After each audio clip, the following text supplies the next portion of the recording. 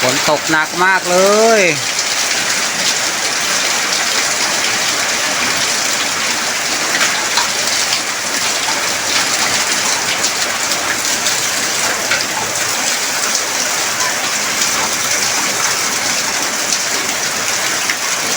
ฝนกำลังตกเนาะตอนนี้ไปบ้านไม่ได้ตอนนี้ ถอนหญ้าไม่ได้เลยเพื่อนเมื่อกี้กำลังไลฟ์สดอยู่กลางแจ้งเลยเมื่อกี้ต้องวิ่งหลบเข้ามาในร่มนะฝนตกหนักพอดีเลยกำลัง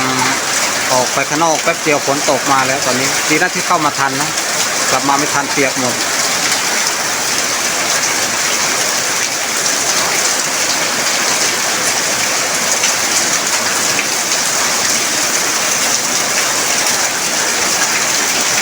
เป็นช่วงบ่ายนะเพื่อนช่วงบ่ายของวันที่28กรกฎาคมเนาะเป็นชนบทของจังหวัดสุรินทร์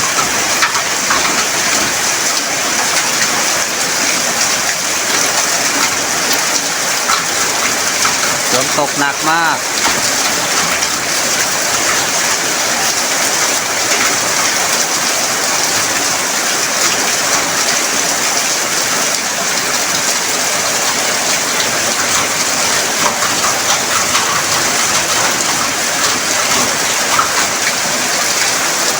น้ำจะท่วมหรือเปล่า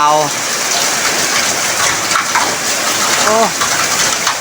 นี่ตกหนักมาเรื่อยๆเลย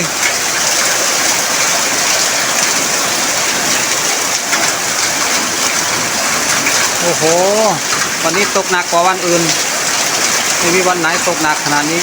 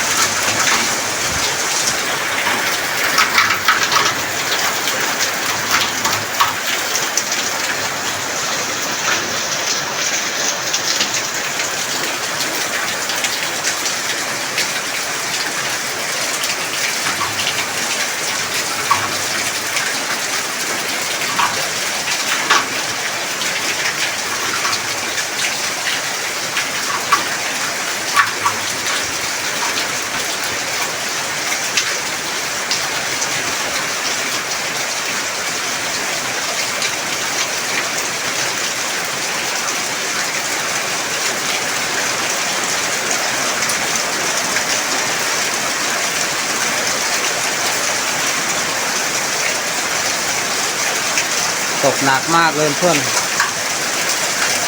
ยังกลับ ช่างที่มาทำบ้านตรงนี้ยังไม่กลับเลยเพื่อนมองไปเห็นน่าจะทำงานไม่ได้นอกวันนี้ฝนตกหนักตอนบ่ายนู่นมองไปเห็นเนาะข้างหน้าตรงข้ามกันตรงนี้นี่เราสู้ยืนถ่ายตอนฝนตกเนาะอยากให้เพื่อนเห็นบรรยากาศตอนฝนตกเนาะแถวข้างนอกเราตรงนี้เป็นเขตของจังหวัดสุรินทร์เนาะ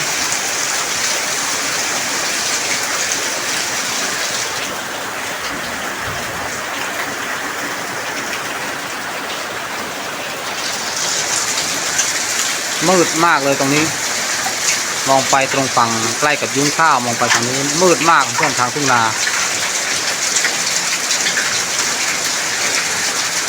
แต่ฝั่งนี้เริ่มจะสว่างนิดหนึ่งเนาะ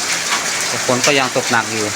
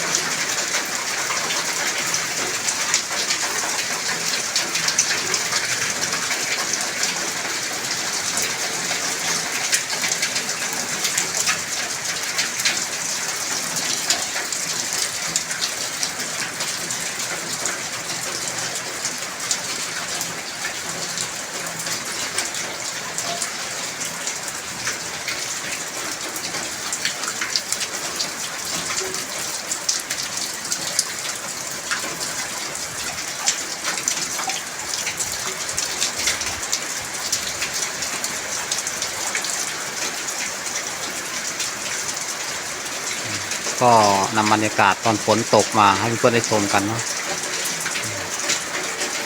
วันนี้เป็นช่วงบ่ายของวันที่28กรกฎาคมนะ